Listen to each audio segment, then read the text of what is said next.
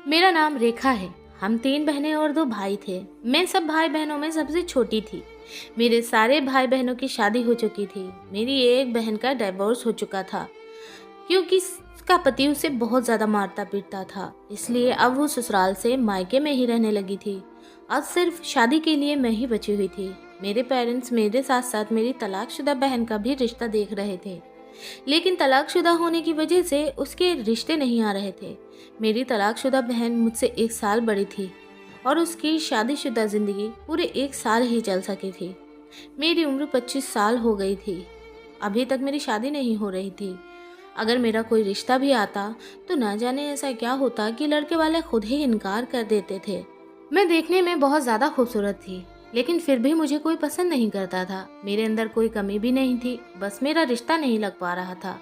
सभी लोग बहुत परेशान हो गए थे और तो और वो जल्द से जल्द मेरी शादी भी करना चाहते थे, जबकि मेरे सारे भाई भाई बहनों की शादी जल्दी जल्दी हो गई थी और सभी के ससुराल अच्छे और अमीर परिवार के हैं।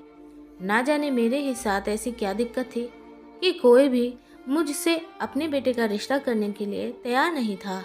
एक बार तो मेरी मम्मी की दोस्त अपने बेटे का रिश्ता लेकर हमारे घर पर आई थी।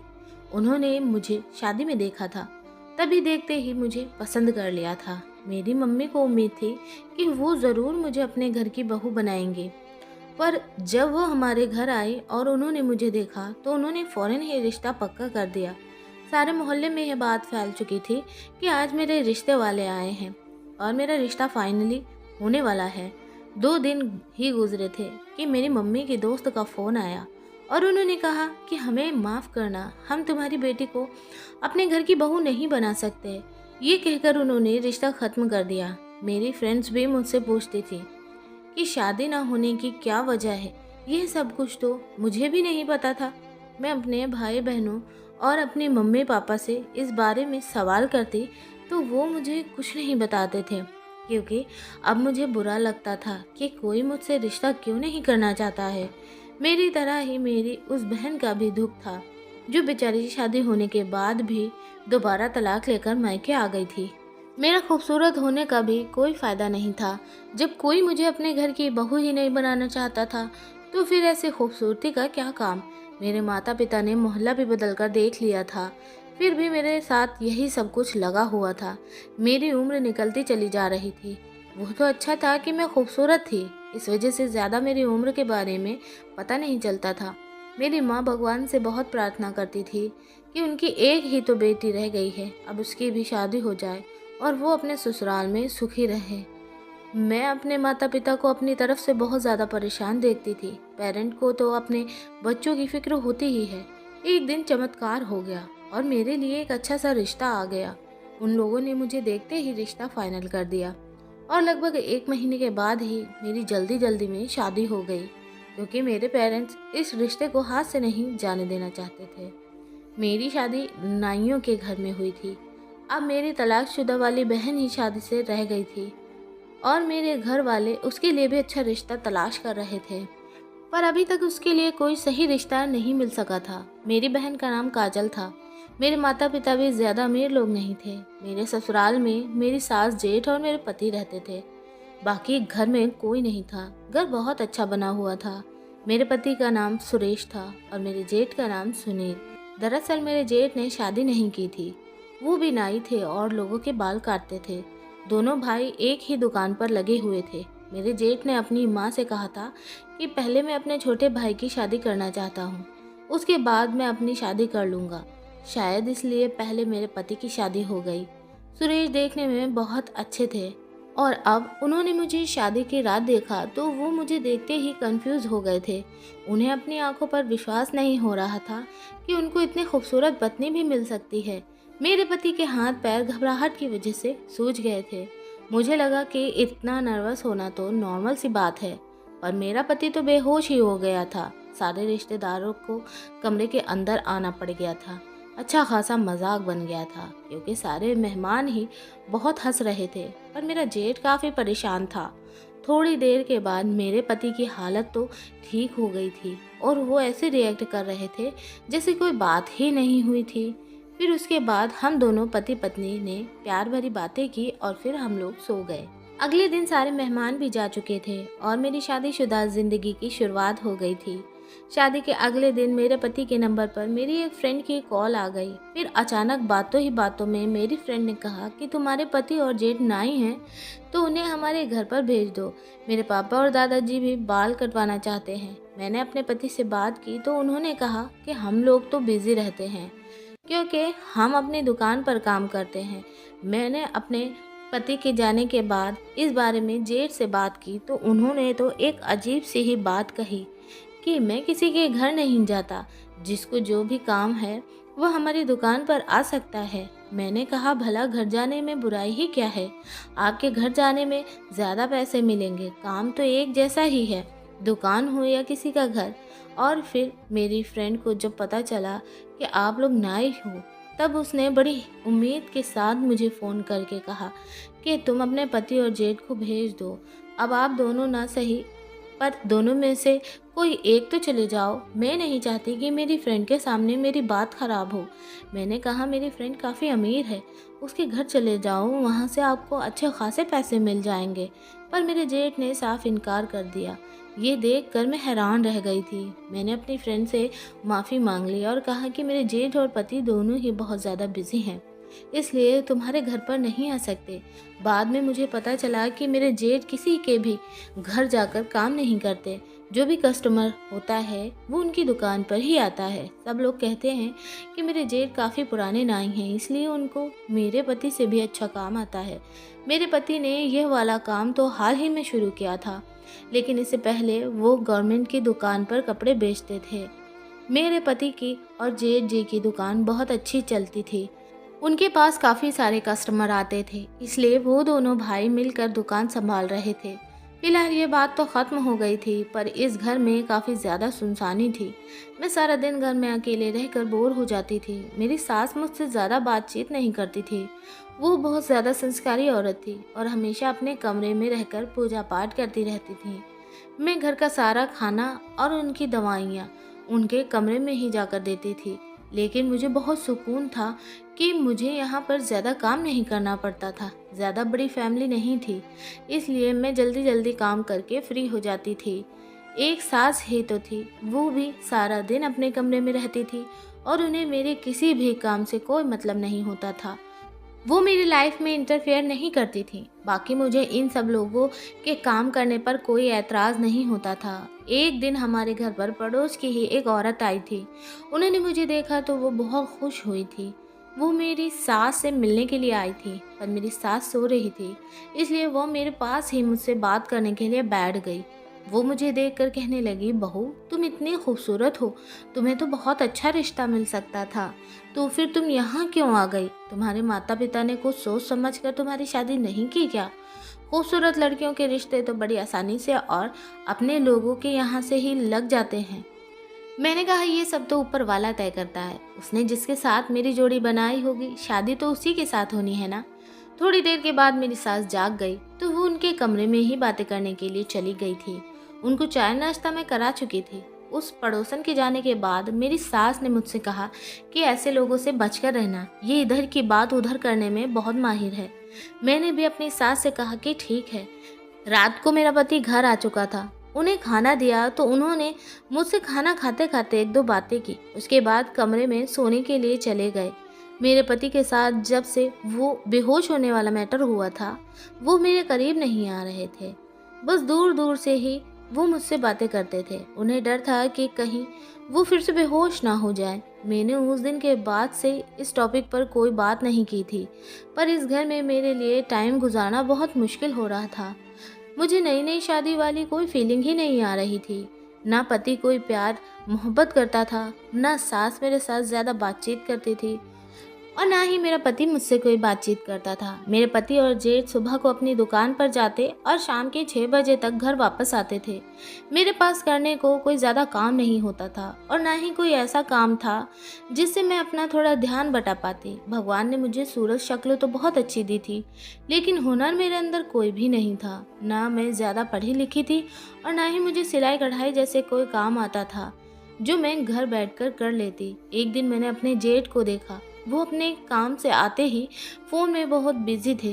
जैसे कोई ज़रूरी चीज़ देख रहे हो। मैं अपने जेठ के पीछे जाकर बैठ गई थी। चलो मैं यहाँ धूप में बैठकर सब्ज़ी काट लेती हूँ। पर जैसे ही मेरे जेठ को महसूस हुआ कि मैं उनके पीछे बैठ गई हूँ और मेरी नज़र उनके फ़ोन पर पड़ सकती है, वो वहाँ से उठकर फ़ौरन ही चले गए और दूसरी तरफ दीवार से टेक लगाकर बैठ गए। मैंने अपने जेठ से बड़े प्यार से कहा कि भैया, मुझे भी दिखाइए ज़रा, आप मोबाइल में क्या देख रहे हैं? यहाँ तो घर में देखने के लिए टीवी भी नहीं है। उन्होंने कहा, तुम्हारे देखने जैसा कुछ भी नहीं है। मुझे अपने जेठ पर बहुत गुस्सा आया। मेरे पति के पास भी तो स्मार्टफोन नहीं था। उन्होंने तो पुराने ज़माने का कीपैड ही अपने पास रखा हुआ था। वो कहते थे कि मुझे टाइम नहीं मिलता है मोबाइल चलाने का। मैंने उनसे कहा था, लेकिन मेरे पास घर में काफ़ी टाइम होता है, मैं ज़्यादातर फ्री रहती हूँ, मुझे स्मार्टफ़ोन दिला दो। पहले तो उन्होंने मना कर दिया, लेकिन जब मैंने उनसे बहुत ज़िद की तो कहा कि मैं अगले महीने ला दूँगा। मैं इस बात से बहुत खुश हो गई थी। एक दिन मुझे पता चला कि मेरे मोहल्ले के एक दोस्त की शादी है। मैंने अपने पति से कहा कि वो मेरी बहुत पक्की सहेली है, ताकि वो मुझे उसकी शादी में जाने की परमिशन दे दे। मेरे पति ने मुझे शादी में जाने की परमिशन दे दी और मैं खूब अच्छे से तैयार होकर उसकी शादी में चली गई थी। हम लड़कियों के लिए यही तो एंजॉयमेंट होता है, जबकि पति हमेशा यही समझते हैं कि हम उनको दिखाने के लिए तैयार होती हैं। जबकि असल बात तो ये होती है कि हम लड़कियां एक दूसरे को दिखाने के लिए अच्छी तरह से तैयार होती हैं कि किस किस के पास ज़्यादा अच्छे कपड़े हैं और कौन ज़्यादा खूबसूरत लगती है। और मैं तो पहले से ही बहुत खूबसूरत थी और शादी में भी वही हुआ। सब लोग मुझे देखकर बातें कर रहे थे कि इसकी शादी हो गई और किससे हुई है, कौन है इसका पति। मेरे पति शादी में नहीं आए थे क्योंकि उनके पास टाइम नहीं था। कुछ औरतें आपस में बातें कर रही थी कि कौन है इतना हिम्मत वाला, किसने इस बिगड़ी हुई लड़की से शादी कर ली, वो बेचारा कौन है। उन औरतों की बातें मुझे समझ नहीं आ रही थी और उनकी बातों से मेरा दिल जल रहा था। उनकी बातें मुझसे बर्दाश्त नहीं हुई और मैं जल्द ही घर वापस आ गई थी। मैंने खाना भी नहीं खाया था। मेरे पति ने मुझसे कहा कि दोस्त की शादी में क्या क्या किया, तो मैंने कहा कि बहुत मज़ा आया। सब लोग मेरी तारीफ़ कर रहे थे, सब मुझे ही देख रहे थे कि मैं आपकी पत्नी हूँ और इतनी प्यारी, बस आपको ही नज़र नहीं आती और आप मुझसे दूर दूर रहते हैं। मेरे पति ने कहा कि अब दूर नहीं रहूँगा, तुम सच में बहुत खूबसूरत हो। आज पहली बार मेरे पति ने मेरी तारीफ़ की थी, मुझे बहुत अच्छा लगा था। अब मेरी ज़िंदगी के दिन अच्छे गुजर रहे थे, पति की नज़दीकियाँ बढ़ने लगी थी, तो मैंने उन्हें बताया कि ना जाने क्यों सब लोग मुझसे दूर दूर भागते हैं। कुछ लोग तो मुझे देखते ही अपने आप बातें करने लग जाते हैं, जबकि मेरे तो कोई सीक्रेट भी नहीं है, कोई मेरा ऐसा मैटर भी नहीं है जिसको मुझे किसी से छुपाना पड़े। मेरे पति ने कहा कि अच्छा चलो छोड़ो दो इन बातों को, और अच्छी बात है कि किसी ने तुम्हें पसंद नहीं किया, वरना मेरा क्या होता। अब मेरा पति मेरे साथ ठीक था तो सब कुछ ठीक ठीक चल रहा था, पर मेरा जेठ बहुत ही अजीब इंसान था। पता नहीं उसे किस बात का घमंड था, जबकि रंग तो उनका बहुत काला था और मेरे पति काफ़ी गोरे चिट्टे थे। उनकी बहुत ही अजीब हरकतें थीं और मेरी तो समझ नहीं आता था कि वो शादी क्यों नहीं कर लेते, जबकि उनकी काफ़ी उम्र हो गई थी। वो तो हाथ मुंह धोकर मेरे पीछे पड़ गए थे, मेरी हर बात पर नज़र रखते थे। ऐसा लगता था उनकी आंखें मुझ पर ही टिकी रहती हैं, जैसे वो मेरी किसी बात को पकड़ने की तलाश में हैं। पर ऐसा क्यों था? मैं तो ऐसा कोई काम नहीं कर रही थी। वो तो किसी जासूस की तरह मेरे पीछे पड़ रहे रहते थे, जबकि शादी की शुरुआत के दिनों में ऐसा कुछ भी नहीं था। फिर अचानक मेरे जेठ को ऐसा क्या हो गया था? वो तो सारी रात मोबाइल पर लगा रहता था, कमरा बंद करके सोता था, जबकि उनका क्या काम था कि वो कमरा बंद करके सोए। कभी कभी दोनों भाई आपस में साथ बैठे होते थे और मेरे बारे में ही बातें कर रहे होते थे। मैंने अपने जेठ की जुबान से अपना नाम सुना था, जबकि उनको ऐसा क्या काम था जो वो मेरे पति से मेरे बारे में बात कर रहे थे। वो मेरे पति को मेरे खिलाफ भड़का रहे थे, लेकिन इतना सब होने के बाद भी मेरा पति मेरे साथ कोई ऐसी वैसी हरकत तो नहीं करता था। इसका मतलब कि हर बार मेरे जेठ का प्लान नाकामयाब हो जाता था। धीरे धीरे मुझे अपने जेठ से नफरत होने लगी थी, क्योंकि बड़ी मुश्किल से तो मेरे पति के साथ मेरा रिलेशन ठीक हुआ था और वो अब हमारी खुशियों के पीछे पड़ गए थे। आखिर वह ऐसा क्यों कर रहे थे? एक दिन तो बहुत ही अजीब हुआ था और वो ये था कि आधी रात को जब मेरी अचानक से आँख खुली तो मेरे पति बिस्तर पर मौजूद नहीं थे। मुझे बहुत ज़्यादा प्यास लग रही थी और मैं पानी पीना चाहती थी, लेकिन कमरे में पानी नहीं था और मेरा पति भी कमरे में मौजूद नहीं था। मैंने बाथरूम में देखा तो बाथरूम का दरवाज़ा भी खुला हुआ था, मतलब कि मेरा पति वहाँ पर भी मौजूद नहीं था। मैंने बाहर जाने के लिए दरवाज़ा खोलने की कोशिश की तो मैं दंग रह गई थी कि दरवाज़ा नहीं खुल रहा था। बाहर से किसी ने दरवाजे को बंद कर दिया था। मैं हैरान रह गई थी कि किसने मुझे कमरे के अंदर बंद कर दिया। मैंने बुरी तरह से चिल्लाना शुरू कर दिया और दरवाजे को भी दोनों हाथों से पीटना शुरू कर दिया, धक्के देना शुरू कर दिया और ज़ोर ज़ोर से चीखने लगी कि दरवाज़ा खोलो, दरवाज़ा खोलो।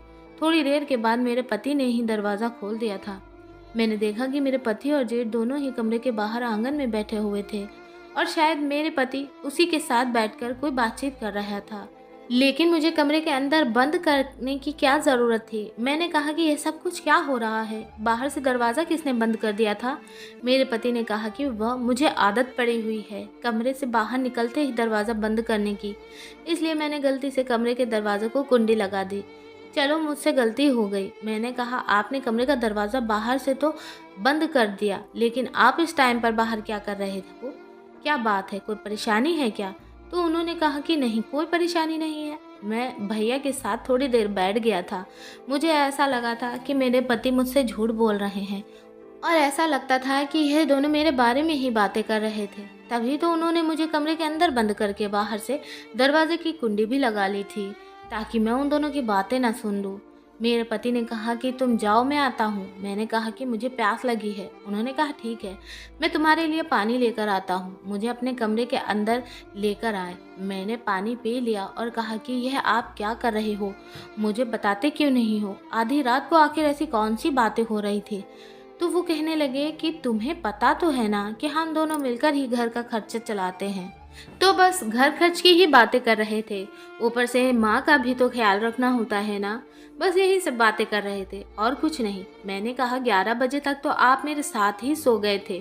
आधी रात को उठकर आपको ये बात कैसे याद आ गई थी कि आपको बातें करनी है? यह बात भला सुबह भी तो हो सकती थी ना। और मुझे कमरे के अंदर बंद क्यों किया आपने? ऐसे कोई अपनी पत्नी को कमरे के अंदर बंद नहीं करता। आपने जानबूझकर मुझे बंद किया। मेरे पति की शक्ल से लग रहा था कि वो मुझसे झूठ बोल रहे हैं, लेकिन उन्होंने बात बदल दी और कहा कि नहीं, मैंने तुम्हें जानबूझकर नहीं बंद किया और नींद नहीं आ रही थी तो मैं उठकर बाहर चला गया था। देखा तो भैया भी जाग रहे थे, बस हम दोनों बातें करने बैठ गए। ये तो कुछ गलत नहीं हुआ। तुम तो बात के पीछे ही पड़ जाती हो। चलो सो जाओ अब। मैं हैरान थी कि एक तो मेरे पति गलती कर रहे थे और ऊपर से गुस्सा भी मुझ पर ही हो रहे थे। फिलहाल मैं भी सो गई थी, लेकिन उसके बाद मुझे ठीक से नींद नहीं आई थी। सुबह तक मैं सोचती रही कि ये लोग आपस में क्या बातें कर रहे थे। अब मैं नोटिस कर रही थी कि अक्सर मेरे पति और जेठ आपस में कोई ना कोई बातचीत कर रहे होते थे और मुझे लगता था कि बात मेरे बारे में ही हो रही है। एक बार मेरी पुरानी दोस्त मेरे घर आई थी। जब मैंने उसे पूरी बात बताई कि किस तरह से शादी से पहले लोग मुझसे दूर भागते थे और कोई भी मुझे अपने घर की बहू बनाने के लिए तैयार नहीं था, जबकि मेरे अंदर कोई कमी नहीं है। मेरी फ्रेंड ने कहा कि औरतों के अंदर एक कमी होती है जिसके बारे में उसे कभी कुछ नहीं पता चलता, शायद उसे बाद में पता चलता है। तुम भी तो कहीं बांझ नहीं हो गई हो सकता है तुम्हारे माता पिता को इस बारे में पता हो और उन्होंने तुम्हें इस बारे में बताना ठीक नहीं समझा हो, क्योंकि तुम बच्चा पैदा नहीं कर सकती हो। लोग औलाद के लिए ही तो शादी करते हैं और हो सकता है कि तुम्हारे अंदर ये कमी हो। उसने मुझे किसी की कहानी बताई थी कि 10 साल की उम्र की लड़की थी और उसे बचपन में ही पता चल गया था कि वो कभी माँ नहीं बन सकती और फिर उसकी शादी भी नहीं हो रही थी। मेरे दिल में भी यही डर था, क्योंकि मेरी शादी को भी तो 8 महीने हो गए थे और अभी तक मेरे पास भी कोई बच्चा नहीं था। लेकिन अचानक से मेरी तबीयत खराब हुई। केमिस्ट की दुकान करीब में ही थी, तो मेरी सास मुझे वहाँ ले गई। उन्होंने मेरे कुछ टेस्ट करवाए और बताया कि मैं प्रेग्नेंट हूँ और माँ बनने वाली हूँ। ये बात सुनकर मेरी सास बहुत खुश हो गई थी, क्योंकि ये मेरी एक ऐसी फिक्र थी जो कि अब ख़त्म हो गई थी। इसका मतलब ये था कि एक औरत की हैसियत से अब मेरे अंदर कोई कमी नहीं थी। फिर लोग क्यों मुझसे दूर भागते थे, ये बात मुझे आज तक समझ नहीं आई थी। डॉक्टर ने मेरा चेकअप किया और उन्होंने बताया कि आपका दूसरा महीना चल रहा है और आपका बच्चा बहुत कमज़ोर है, इसलिए आपको अपना बहुत ज़्यादा ख्याल रखना होगा। घर आते ही सबसे पहले मैं ये बात अपने पति को बताना चाहती थी, लेकिन जब मैं और मेरी सास घर आए तो मेरे जेठ घर पर ही बैठे हुए थे और फिर से अपने मोबाइल में बिजी थे। मेरी सास रास्ते में से ही मिठाई का डिब्बा लेकर आई थी। उन्होंने आते ही पहले मेरे जेठ को मिठाई खिलाई। उन्होंने कहा कि माँ, आखिर मिठाई किस बात के लिए खिला रही हो। मेरी सास ने खुशी खुशी उन्हें ये गुड न्यूज़ सुनाई और कहा कि अब तुम ताऊ बनने वाले हो, तुम्हारा भतीजा या भतीजी आने वाली है। मैंने अपने जेठ की तरफ ताना मारते हुए कहा कि बस माँ जी, इतनी खुशी मत मनाओ, कहीं ऐसा ना हो कि मेरी खुशी को किसी की नज़र लग जाए। ये कहते हुए मैं कमरे में चली गई, क्योंकि मुझे वैसे भी अपने जेठ पर बहुत गुस्सा आ रहा था। पति को मैंने अपने जेठ से कॉल करवाकर बहाना करके बुला लिया था कि घर में खाने को कुछ नहीं है, खाने का सामान लेकर आ जाओ। जब वह सामान लेकर आए तो मैंने उन्हें ये खबर सुनाई। वो बहुत ज़्यादा खुश हुए थे और उन्होंने बाहर जाकर यह बात अपने भैया को बता दी। वो भी बहुत खुश हुए थे और उनको आशीर्वाद देने लगे थे। मैंने अपने दिल में सोचा कि मेरे जेठ को मैं अच्छी नहीं लगती तो मेरे बच्चे कैसे अच्छे लगेंगे। हमारे घर में खुशियाँ ही खुशियाँ घूमने लगी थी। मेरी सास ने मेरी नज़र उतारी और उन्होंने मेरे पति को बताया कि बहू को कमज़ोरी है, इसलिए उसे अपना बहुत ख्याल रखना होगा। मेरे पति ने कहा कि घर के सारे काम छोड़ दो, अब तुम्हें आराम ही करना होगा। मेरी सास कहने लगी, जब तुम नहीं थी तब भी मैं घर का सारा काम करती थी, अब तुम आराम करोगी और सारे काम मैं खुद ही कर लिया करूँगी। तुम बस खाना बना देना, बाकी का सारा काम मैं खुद कर लूँगी। बस तुम आराम करो। इतने सालों बाद मेरे घर में बच्चों की किलकारी गूंजने वाली है। मैं अपने ससुराल वालों की इतनी मोहब्बत देखकर बहुत ज़्यादा खुश हो गई थी। लेकिन फिर अगली रात कुछ ऐसा हुआ कि मुझे ऐसा महसूस हो रहा था जैसे मैंने कोई सपना देख लिया हो, जैसे मैं अपने कमरे से बाहर निकल कर गई थी, लेकिन सुबह उठी तो ये सिर्फ सपना ही था। अगले दिन जब मैंने अपने जेठ को सुबह का नाश्ता बना कर दिया तो मेरे जेठ ने मुझसे कहा कि रेखा, अब मैं परेशान हो गया हूँ, ऐसा मत किया करो, अब तो तुम माँ बनने वाली हो, अब तुम्हें सारी बातें समझनी चाहिए। मैंने कहा, भैया ये आप कैसी बातें कर रहे हो। उन्होंने मेरी किसी बात का कोई जवाब नहीं दिया और वो इतना कहकर वहाँ से उठकर चले गए थे। मुझे समझ नहीं आ रहा था कि वह आखिर किस बारे में बातें कर रहे थे कि ऐसी कुछ गलत मत करो। मैं तंग आ गया हूँ, मैं ऐसा क्या कर रही थी और उसका नुकसान मेरे जेठ को हो रहा था जिससे वह तंग आ गए थे। मैंने यह बात अपने पति को बताई कि आखिर भैया का इस बात से क्या मतलब है और वो मुझे ऐसी बातें क्यों कह रहे थे। मैं क्या करती हूँ, मुझे कुछ समझ नहीं आ रहा था। फिलहाल मैंने इस बात पर कोई एक्शन नहीं लिया और मेरे पति ने भी कहा था कि मैं भैया से खुद बात कर लूँगा। एक दिन मैं अपने जेठ के कमरे में सफाई कर रही थी, तभी अचानक मुझे उनके कमरे के फर्श पर एक पर्चा पड़ा हुआ मिला। मैंने उसे खोलकर देखा तो मैं हैरान रह गई थी। इस पर किसी का नंबर लिखा हुआ था। मैंने उसे संभाल कर टेबल पर रख दिया था, लेकिन फिर मैंने दोबारा से वो पर्चा उठाया और खोलकर देखा। ये नंबर मुझे कुछ जाना पहचाना सा लग रहा था और फाइनली मैं इस नंबर को पहचान भी गई थी। ये तो मेरी बहन का नंबर था, काजल का, जो तलाक लेकर अपने पति से झगड़ा करके घर पर आ गई थी। लेकिन मेरी बहन का नंबर आखिर मेरे जेठ के पास कैसे था। मैं क्या क्या सोचने लगी थी और मुझे बहुत गुस्सा आ रहा था कि मेरी बहन का नंबर मेरे जेठ के पास क्यों है और इन दोनों का आपस में क्या कांटेक्ट है। मैंने फ़ौरन ही अपने पति के मोबाइल से अपनी बहन को कॉल की और उससे कहा कि मेरे जेठ के कमरे से तुम्हारा नंबर मिला है। मैं समझ गई थी कि मेरी तलाकशुदा बहन का अफेयर मेरे जेठ के साथ चल रहा है, तभी तो उनके कमरे में मुझे मेरी बहन का नंबर मिला। इसलिए मैंने अपनी बहन को फ़ोन किया और मैंने जब अपनी बहन के नंबर पर फ़ोन किया तो मेरी मम्मी ने कॉल रिसीव की थी। मैंने मम्मी से कहा कि काजल का नंबर मेरे जेठ के कमरे में मिला है, अब मैं इस बारे में काजल से घर पर आकर ही बात करूंगी। मेरी मम्मी ने कहा, तुम्हें घर पर आने की कोई ज़रूरत नहीं है, तमाशा मत बनाओ। मैंने कहा कि फिर तो काजल को क्या काम है मेरे जेठ के साथ, क्या काजल मेरे जेठ से बातें करती है। मम्मी ने कहा, खामोश हो जाओ और अपने काम से काम रखो। ये कहकर मम्मी ने कॉल कट कर दी थी। अब मैं समझ गई थी कि इन दोनों का कोई ना कोई कनेक्शन ज़रूर है। मैं नहीं चाहती थी कि मेरी बहन का कोई भी रिश्ता मेरे जेठ के साथ हो, क्योंकि मुझे अपना जेठ बिल्कुल भी पसंद नहीं था। इसलिए मैं अपनी बहन को अपने जेठ से बचा कर रखना चाहती थी। मैंने अगले ही दिन अपनी सास और पति को बिठाकर सारी बात बताई। इस दौरान मैंने अपने चेहरे पर कोई भी गुस्सा नहीं लाया हुआ था, बल्कि बहुत ही प्यार और तसल्ली से बात की थी। मैं नहीं चाहती थी कि मेरी सास को अपने बेटे की बात सुनकर बुरा लगे। मौके पर ही मेरे जेठ भी घर आ गए थे, तो मैंने उनसे सवाल किया ये सब कुछ क्या हो रहा है, और उनको ये भी बता दिया था कि क्या इस बारे में मेरी मम्मी भी जानती हैं। मेरे जेठ ने कहा कि रेखा, दरअसल मैं तुम्हारी तलाकशुदा बहन के साथ शादी करना चाहता हूँ और मैं उसे पसंद करने लगा हूँ। हाँ, ये गलत बात है कि मुझे इस बारे में तुम्हें पहले ही बता देना चाहिए था।